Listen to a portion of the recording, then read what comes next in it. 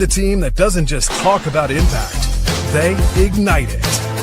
Jim Morris and producer Rachel. Yay!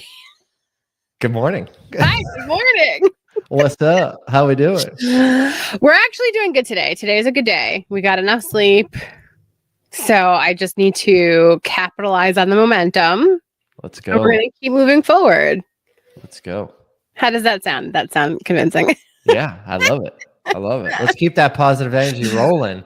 Exactly. What let's talk, well, so last episode we talked about, as we were ending, a tool around how to get out of that bad negative chatter and mindset, comparison to other companies, and all that kind of BS of comparing yourself to competitors.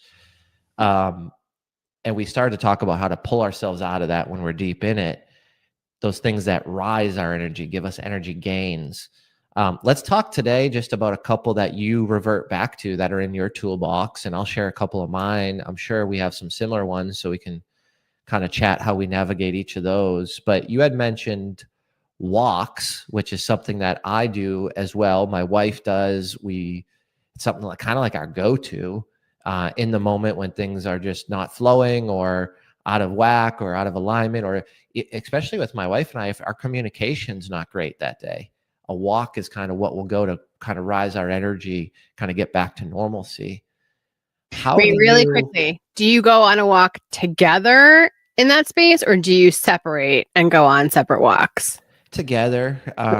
We usually it kind of removes the stress. It's like, all right, let's just get for a walk and we'll figure this thing out or whatnot. That's probably how we use it most for us, if there's just like miscommunication or frustration. As far as how I use it when things aren't going well in business, or that negative talk happens, to get that energy up, more so myself solo, and me just kind of putting on something like a lo-fi and just getting into a different vibration, just letting kind of that anxiety out. Gives me a lot more clarity. So lo-fi music for me is huge. Lo-fi girl on YouTube. It's like YouTube lo-fi girl, and it just whatever playlist comes up, it kind of does the magic for me.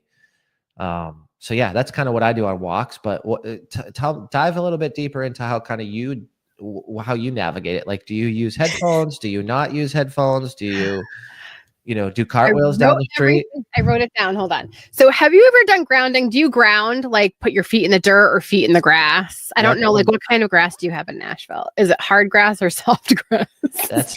That's my wife right there. That's more on her side of the spectrum. I'm not a feet in the grass. I love it. I understand it and love it, but she'll like go to the park and just walk around barefoot. Like, I'm like, nah, that's not me. But tell me how you do it. You just like in my backyard rolling around in the grass. Let's get some leaves over here. Like, where are we at? What you doing? So when I had dogs, you had to make sure the dog poop was picked up, because you didn't want to like step barefoot in dog shit. And it has happened to me. So, but now I don't have dogs. So now I can just walk out the door. It's amazing. And so, yeah, sometimes I'll walk in circles. Sometimes I'll just walk out to a certain area. Sometimes I'll just sit, but just get your feet in that grass. I don't know. There's something so magical, and there's like literal positive energy in the dirt and the grass. So that helps. Number one. Number two, this happened to me the other day where I just had something sparked trauma, like past trauma. Does that make sense? Where all of a sudden I was like, and I was off, like bawling my eyes out, crying, was just like, oh my God, like, oh, I can't. And then I started feeling guilty or bad about myself because the thing was making me, like, again, bring down my energy. And so another thing that I do when that happens is there's 3 people that I know I can immediately text and say, like, talk me off the ledge. Like, I need you to talk me off. Like, I can't today. I can't even get my brain to think straight. Help me. And so one immediately called me back, and then I booked time with the other 2, which was perfect. So by the time the first one was the perfect one, because she's the one that's like, literally, she will virtually slap me through the phone. She'll be like, boom, boom. Did you feel that? And I'm like, oh God. So she's great because she snaps immediately. The next one was cool because it was just easing into it. And then the third person was awesome because it's like, okay, what do we do about that next time? How do we transmute that energy? And the third person was Nate, who we've had an Impact Effect Accelerator. He's a breathwork practitioner. And so the good thing is, I have people in my life that I can go to and say, like, I need your help. Snap me out of this. And they're not scared to be like, hey, like, what was your role in that situation? Right? Like, how do we change this next time? So that was amazing. And then the other one, honestly, where's the other one? I was like, I wrote it down. People are power. Listen to this. Let's go. You know how I love saying that. People are power. And I think for so long, I didn't want to tell other people, right? Like, if you say all the bad things, are they going to think you're bad? No. You need the right people. You need the right people. Exactly. And it took me a while to curate that list. But I'm so happy. Real stuff right there. It took you a while to curate that list. Rachel, I've met thousands and thousands and thousands of people, right? Whether it's speaking, whether it's traveling, whether it's just doing business and transactions and digital products and networking online and events. And every single time I think about all these people that I've met, right? Like all these amazing, amazing folks, it really comes down to the fact that why is there only a few people that I can call? And the reality of it is just there's some of those people that you can ultimately trust with everything, and they're going to shoot you straight. And you just got to whittle that down and what's the relationship like? I've shared stuff, or I've tried to put people in those slots of like go to call, and they weren't there and they didn't fulfill it. They didn't want to be, or maybe they did and they didn't know how or whatnot. And that's okay too. There's beauty in that, because not everybody is supposed to be there to fit the mold, to solve or to help or to position you better in life.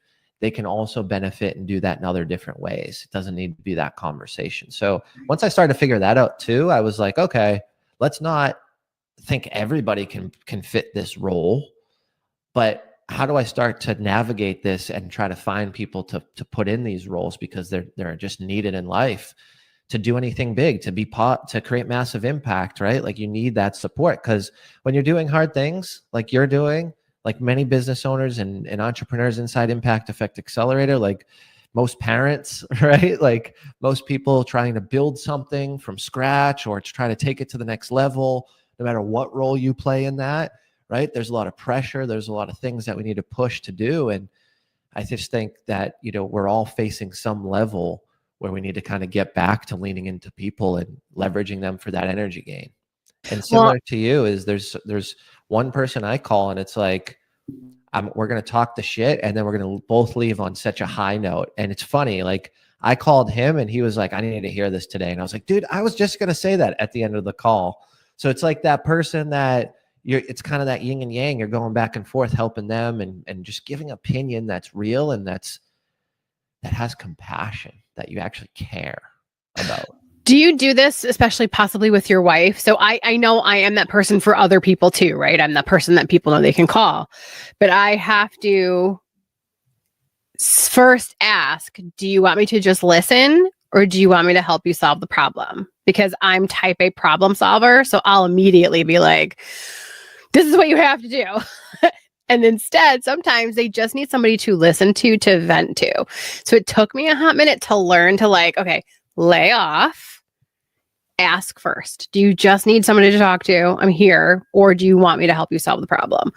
Because that can ruin relationships. If you're always the person that's like, I can solve this for you. Stop doing this thing. I have a friend that's like that, and she's lost friends because of it, because it's like, I just need someone to vent to. I don't need someone to always solve the problem. So those are, and I'll do a training on an Impact Effect on this. They're social interaction cues is what I call them. And I break them down into 3 different categories. Do you want to be helped? Do you want to be hugged? Or do you want to be heard? And you've got to actively listen and analyze using body language and cues and microfacial expressions and listening, obviously, to understand what does this person want. And it's completely freaking okay to stop someone and say, hey, I love you. I want to serve you best. Do you want help? Do you want a hug? Or do you want to just be heard? And let me break them down real quick, because I'll give you a snippet to this training that I'm going to do. I mean, let's just do this inside Impact Effect Accelerator for all our members. Helped, exactly what Rachel's talking about. Do you want, you have to analyze if someone's sharing something with you, do they want your help? Do they want the solution? Okay. So that's where someone says like, oh yeah, well do this, this, and this, or have you talked to this and let me connect you with this person. That's you helping them. Okay. It doesn't need to be you solving the problem. It's a form of you helping. There's been people where I'm like, dude, I just want you to be like, dude, you got fucking screwed over, bro. And they're like, let me connect you with this person to fix this and this. And I'm like, there's no fixing. I'm done with this. Like I got screwed. I'm over. It's over. Just let me vent. Then hugged. So that's that venting that I'm talking about. That's the second one, hugged. Like, does someone just need to be hugged? Like they're going through it and you just need to listen and let them dump. It's usually trauma dump. It's usually high emotions. There's usually fear. And then there's some little bit of anger or there's a little bit of anxiousness. So you're kind of looking for those three emotions, I would say, if someone just needs to be hugged. It's different from being heard. So that's the third one.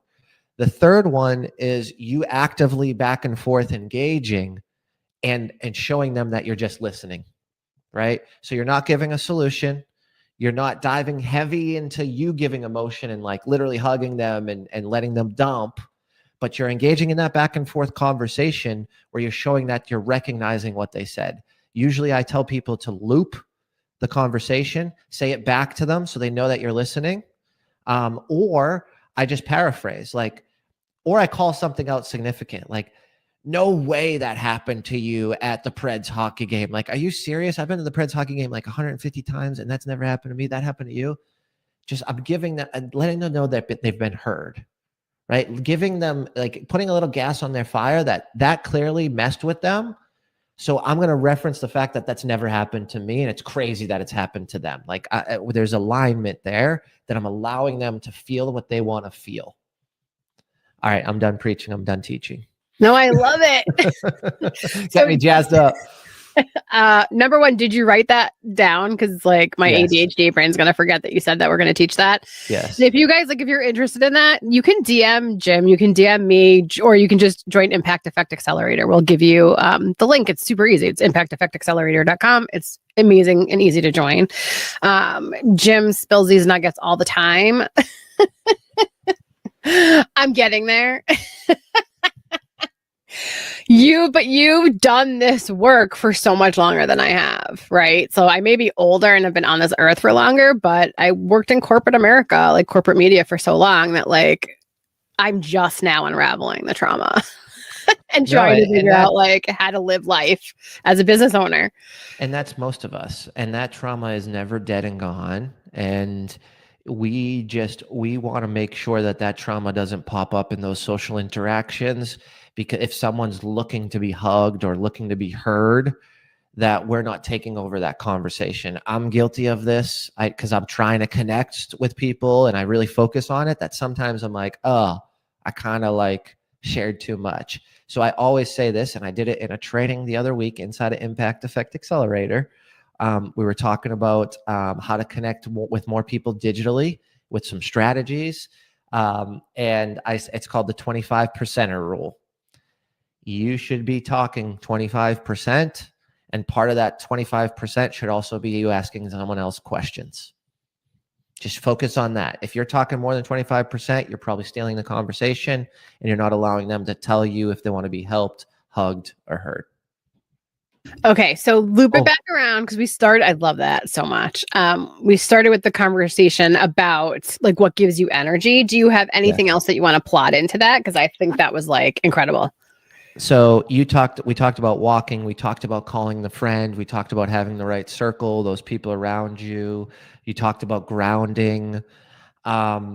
when I need an energy gain, a friend of mine recently had told me to do this. And at first I was like, okay, bro, like it's such a bro thing to do. Um, so, and I did it because I was like, you know what? I'm in a funk. We had coffee at like 8 a.m. He told me to do it. It's what he does. I get back. I got a podcast to shoot. I got 2 trainings to do. I got a phone call with a client. I've got a new reviewing a proposal, right? So it's a jam-packed day. I'm in a bad mindset. I'm in that low. I'm trying to get high. I'm trying to get that energy rise, energy gain. And he's like, just do 10 push-ups. I'm in my office where I'm sitting right now. And I'm like, you know what? I'm going to film it and send it to him. I'm going to tell him I did it. It just changed everything. I had started to sweat a little bit. I was a little bit out of breath. I cranked them out. It wasn't super easy. I know that's probably pathetic. It's 10 push-ups, but you know, I did it, and like I just got an energy gain. Like I don't know if that's testosterone. I don't know if that's blood flow. Like, and it wasn't something that I was sore. It wasn't something that I like struggled to do and hurt myself. It wasn't any of that, but it was just a nice quick jolt of energy. So I'd end it there. Is there anything physically that you can do? And then also that mental side of it as well. Oh God, sorry. Yeah, I've heard like that's a great idea. Or put a song on and dance. Like honestly, just move your body, get oxygen in your body. You need to like move that like negative energy out, and it works. Both of those, all those things work. Did you have more you wanted to add to it? No, that's it. Those are my go-tos. If anybody has anything that they do, dude, drop it in the comments. Yeah, share it with us. Yeah, there's a million things. I just wanted today to share the things that we did because we had some comments after the last episode as well. So people are looking forward to this one. I love it. All right. Thank you, everybody. Have an amazing day. Take care.